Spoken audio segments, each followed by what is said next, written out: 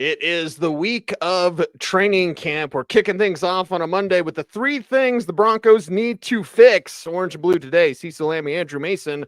And we're counting them down like Casey Kasem. Number 3 is cover tight ends, Mace. Please, Cody Barton, be the answer. Be the answer. What we saw in OTAs and minicamp, I think, is part of the reason why we're looking at an open competition, an inside linebacker, as we get into training camp with Jonas Griffith involved, even with Justin Strnad involved to play alongside Alex Singleton. But how many years have we talked about tight ends causing this team a problem? And in particular, let's just put it out there, tight ends have been a problem for defenses guided by Vance Joseph, as we saw back here when Joseph and Joe Woods were running the defense in 2017 and 2018. And when you're in a division and you look around and you still see probably the greatest tight end in history in Kansas City, it's going to be a problem. Yeah. It's going to be a problem behind that. And then what are the Raiders doing? Right? Brock Bowers there to play slot tight end or whatever. And by the way, Jared Wiley's been a star at Chiefs camp. The early report that hurts you, doesn't it? It stings a lot. So you better be good against tight ends, because the rest of this division, and the Chargers will figure it out, right, with what they'll do. And they're going to run the hell out of the ball. That's for sure. Justin Herbert's probably going to Lad McConkey a lot this season. But it's like, just this division, you have to worry about tight end. How long has it been, Mace? When did Danny Trevathan move on? Because that's how long it's been. Danny Trevathan moved on in March 2016. See, so you're talking about 8 long years that have passed, and the Broncos have struggled to cover tight ends. You're right about the Chargers figuring it out. They've got Will Dissly. By the way, Will Dissly once had a big game against the Broncos. His first game. Hayden Hurst. Yes. Yeah. Looked like he was a blocker in college. Yeah. He looked like the second coming of John Mackey, Mike Ditka, Tony Gonzalez that day. Didn't quite pan out because it was a little bit of a fluke. But there's an example of how sometimes you're facing lesser tight ends and they're still causing you problems. By the way, the other thing also, when you look at the Broncos tight end group compared to the others, I know you and I are both intrigued about Lucas Kroll. Yes. I know, Greg Dulcich, not on the PUP list to start camp. So that's hopefully a sign for him actually being healthy. We'll see how long it lasts. But let's face it. I mean, you look around and you see Wiley and Kelsey in Kansas City. You got Brock Bowers in Las Vegas. What happened Michael there? Mayer there too. Oh, that was me. Yeah, Michael Mayer. Okay. Yeah, like I got thrown off by the logo there. The Broncos not only do they have to cover tight ends better, they've got to get something out of this tight end core here, because on paper right now, the Broncos look 4th of 4th in covering tight ends and 4th of 4th in the tight end room in the AFC West. Yep. And you could argue in the tight end room, it's a distant 4th. Yes, that's for sure. But you did mention Lucas Kroll, and here's why I messed up, Mace, because I wanted to play this. It's been so long. Okay, yeah, because as you all know, we pre-record a bunch of shows, so this is the first time Cecil and I have done a show together since about June 14th was the last time we were sitting here. Yes, yeah. And it's nice to be back. We're here. But I should do a survey. Should I retire? Let's ride. Oh God, everyone's gonna say yes. You know, everyone's gonna say yes. I don't know. Sometimes the last time you pointed it out. Sometimes you want to be reminded of your history, right? Let's learn from history. Broncos certainly are trying to learn from history. There's some learning that needs to be done. That is for sure. Let us know in the comments below. Like, comment, share, subscribe on this video. And as we move on, counting them down, cover tight ends, number 3. Number 2, run the ball, because you're the 3rd best run block win rate team in the National Football League. You had a running back, Javonte Williams, who, yes, is battling Samaje for a final roster spot, potentially, depending on what happens with Audric Estime, who's not going to be on the PUP to start camp either. That's good news there. But I look at the mere 11 broken tackles from Javonte last year. That tied. He's certainly not doing what Najee Harris or Jalen Warren are doing in Pittsburgh, which is just running over everybody. It was like 30-plus broken tackles. Javonte was tied with Justin Fields and Josh Allen for everyone like he breaks tackles. Well, not anymore. Not last year, Mace. So run the ball, especially when the rookie quarterback, because all roads lead to Bo Nix. When a rookie's out there, you got to run. Now, Sean Payton said the two things that can support a quarterback who's coming in for the first time the best are to run the ball and play good defense. So we talked about one element of defense to open the show at number 3, running the ball right there at number 2. Javonte Williams, I know that there's optimism in some circles. I haven't seen it yet in OTAs and minicamp. I haven't seen the old burst. I don't think you have either. Doesn't mean it won't get there. Pads going on tell the tale. But if you were ranking the running backs based on the quality of their play and their explosiveness during offseason work that we saw, you'd have to say it was Jaleel 1 and Samaje Perine 2. Perine, I thought, had a very strong offseason too, so don't sleep on him. Don't forget about him. The concern, until you see the vintage Javonte Williams, you're left with last year. He finished the season, Cease, with 10 straight games in which he failed to average 4 yards a carry. And in those 10 games, averaged 3.3 yards a carry. That was the lowest per attempt pace of any NFL running back with at least 150 carries in a 10-game span in a single season since Le'Veon Bell back in 2019. Okay? That wasn't good. And and when you combine that with the fact that the Broncos, now the line did have Lloyd Cushenberry, doesn't anymore, got the questions at center. You combine that with the line doing its job up front, third in the league per ESPN analytics and run block win rate. Okay, what's going on? And oh, by the way, if you look at the other running backs in the room, we talk about Javonte Williams with his per carry average. Well, you also look at Jaleel McLaughlin, 5.4 yards a carry, Samaje Perine, 4.5 yards a carry. So, in other words, you have 2 backs that are getting it done behind this line and one who struggled. And that's why you want to see Javonte get back. I think you admire how he's worked through the injury, but it was a horrific injury. It's a sad story that Javonte's career took this detour. And now here we're sitting here with for a contract year with Javonte Williams. Right. It happens so fast. Well, things fall off quickly, especially at running back, Mace. So it's like, and the positivity around Javonte, it's like, yeah, fans love him. But we've seen what he looks like. We also saw Estime briefly, and his 10-yard split is faster than Troy Franklin's. So I don't want to hear about this. Estime is not going to rip off big runs. So his first 10 yards are fast. He's efficient, as you've highlighted on this show multiple times. He doesn't look for contact. Like Javonte's looking, who do I beat up? Estime's looking for daylight, and if you get in his way, I'm sorry. Because he's a load. I mean, he's and I mean this in a good way, like he's got a squat build to him, right? Like he looks like a bouncer who could kick your ass 6 ways to Sunday. I mean, he's got that kind of build, right? You know what I'm talking about. Oh, yeah. He looks like the Hulk.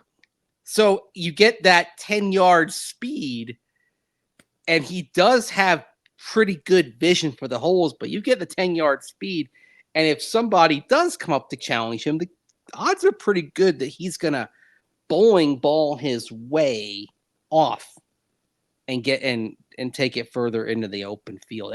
And remember, Sean Payton said he sees Audric Estime as a first and second round back, which is basically code for potential starting running back.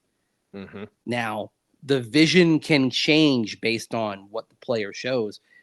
We're going to find out if the vision for Jaleel McLaughlin changes when pads go on, and we see if the technique he's worked on in pass pro can translate. Yes. That is one thing. Javonte Williams, very good in pass pro. Right. And if Jaleel McLaughlin has not come along, and if they decide there's only room for 3 at the end and they keep Javonte and they move on from Samaje Perine while keeping Audric Estime, Javonte will continue to get reps because of his ability in pass pro even if he doesn't ever get that burst back. I want to go back to Jaleel in just a second, but because you mentioned Javonte bringing up the rear in essence, I'll bring up your favorite subject, special teams. Yeah. We don't see Javonte on special teams. I bet Samaje would, but we don't see Javonte on special teams. Your third back, if he's the third back, dude. So I know, the talk is he's battling with Samaje for the final spot.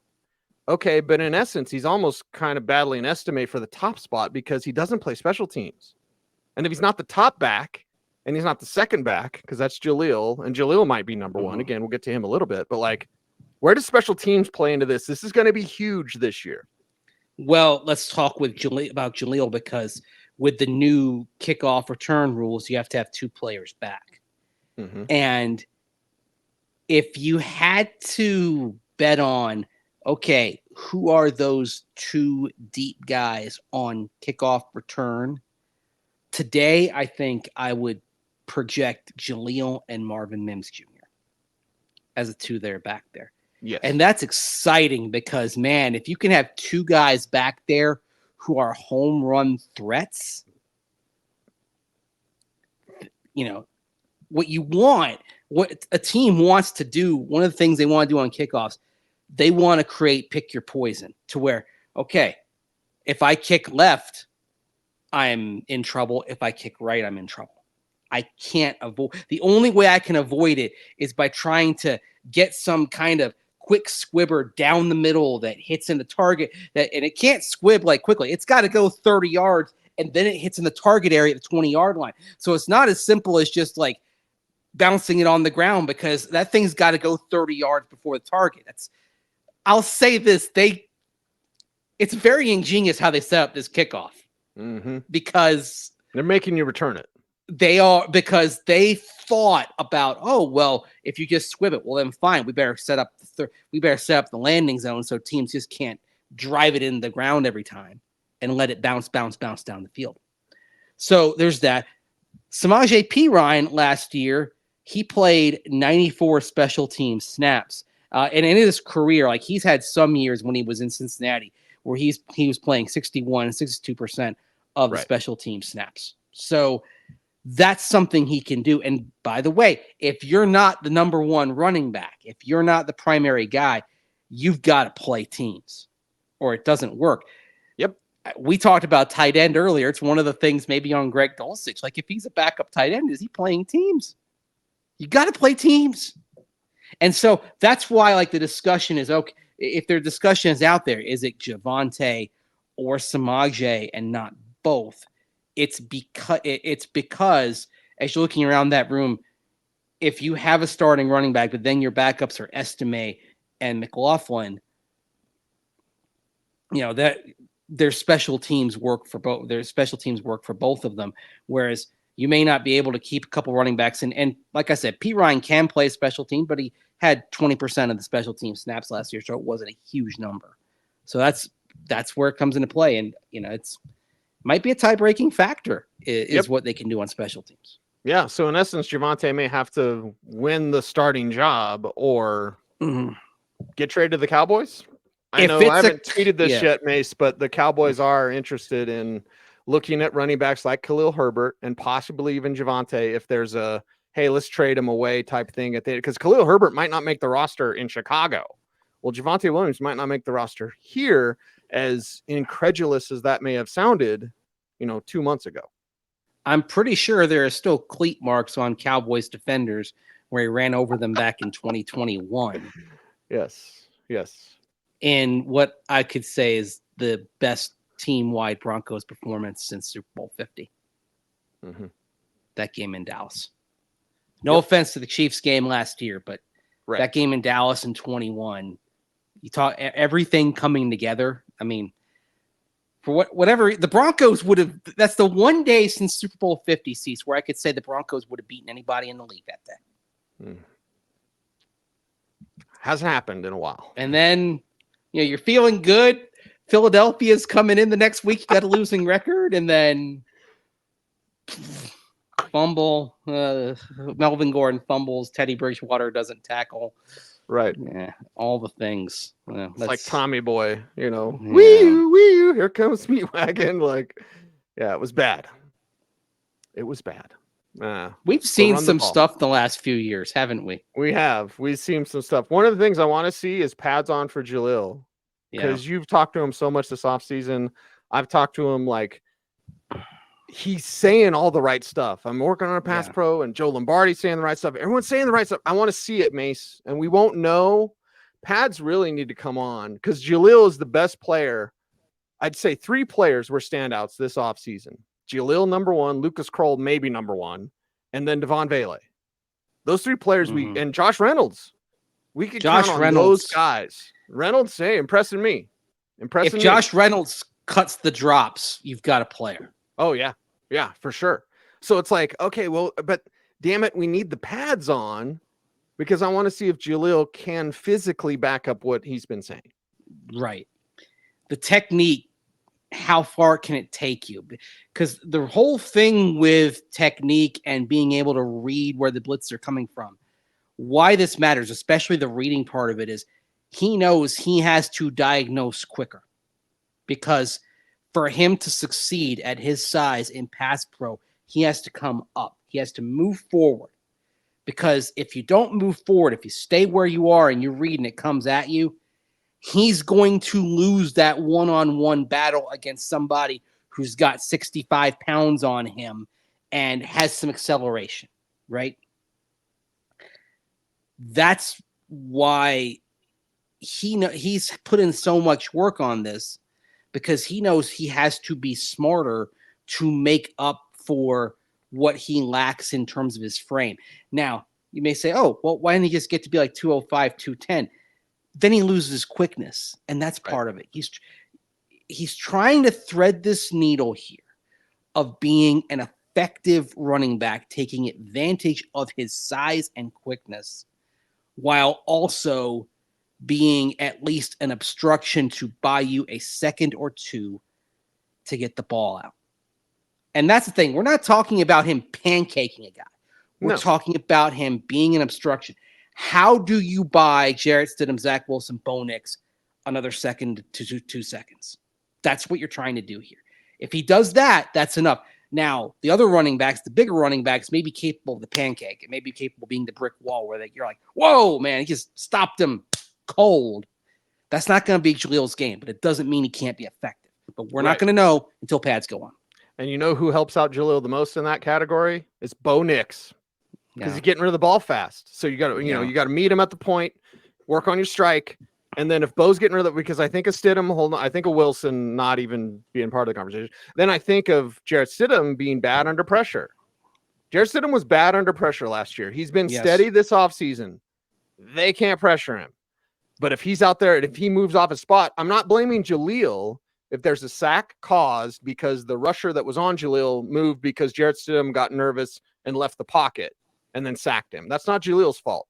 Bo Nix most likely will be able to move slightly and then get rid of the ball, so Jalil's guy's not going to get him.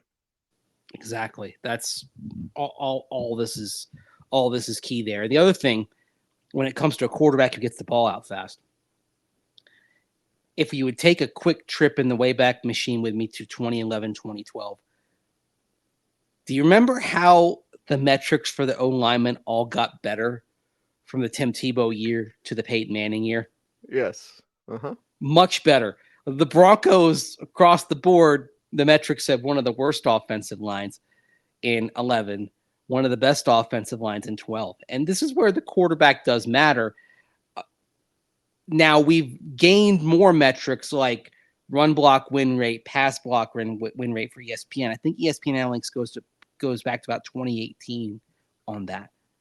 But the fact that shows you the impact the quarterback that can get rid of the ball quickly, that can process quickly before that, can have on an offensive line, and also have on the tight ends and the running backs who are helping out in pass pro.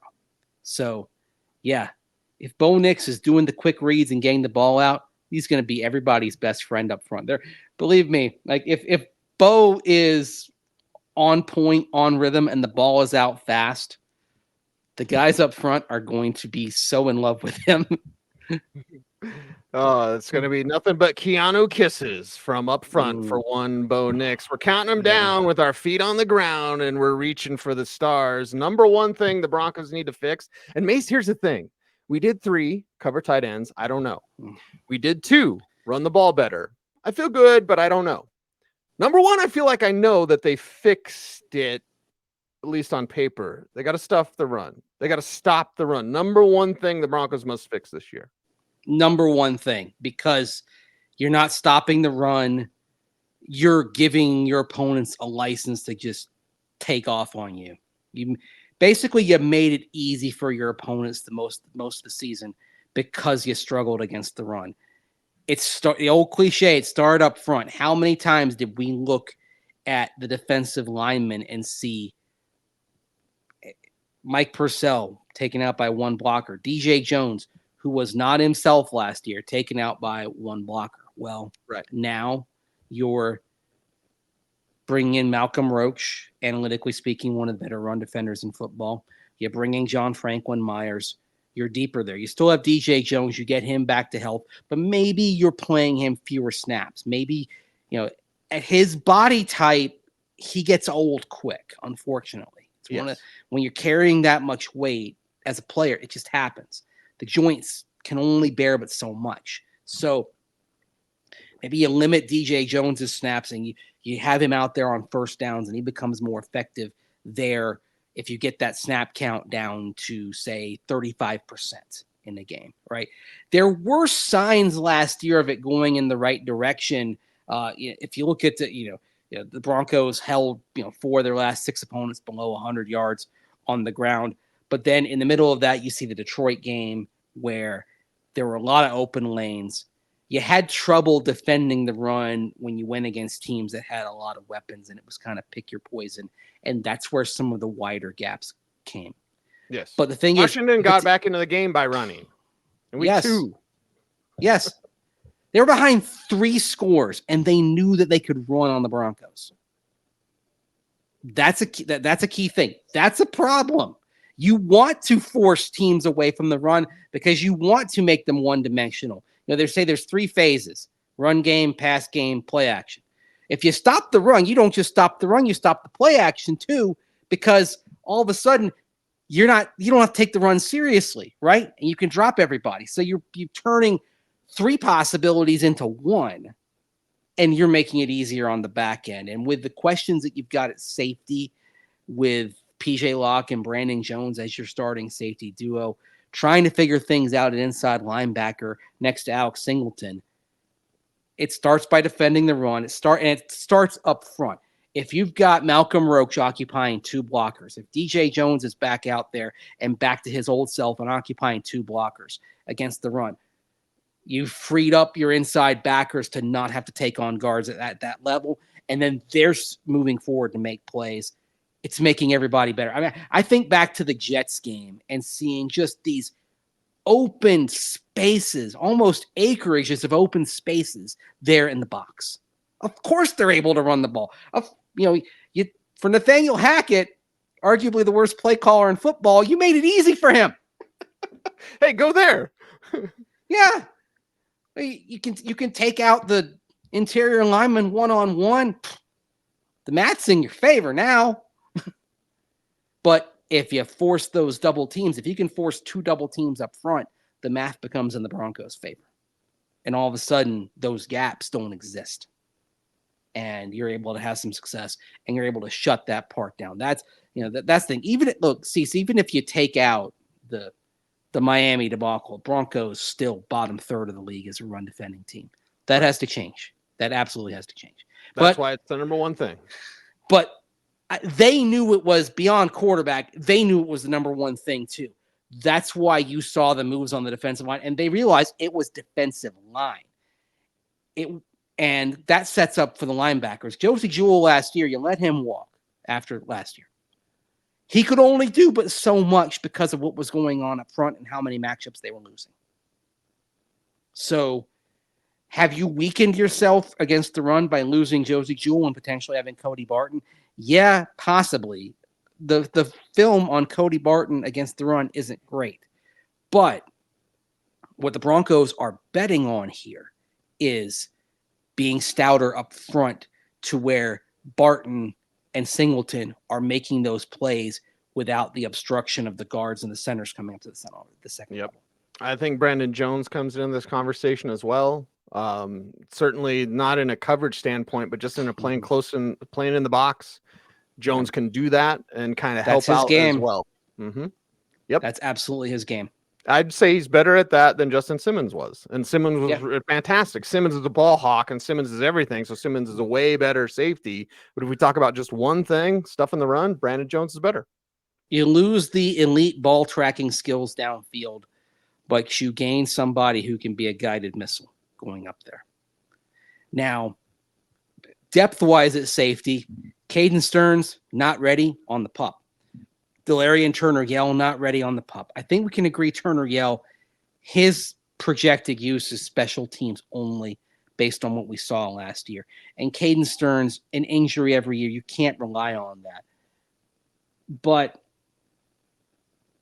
someone like J.L. Skinner, who does have some thumping and does have some size, if he could start figuring it out, that would really help as well. That would. It'd be incredible. You know how they can help us out on YouTube, Mace? It's been a while since we've done this. I'm so excited. Like, comment, share, subscribe, hit that notification bell so that you never miss a vid. That's right. He's Andrew Mason. Follow him on all the socials at Mace Denver. I'm at Cecil Lammey saying OBT's BFD. Thanks for watching. Stay tuned. And would you please stay frosty?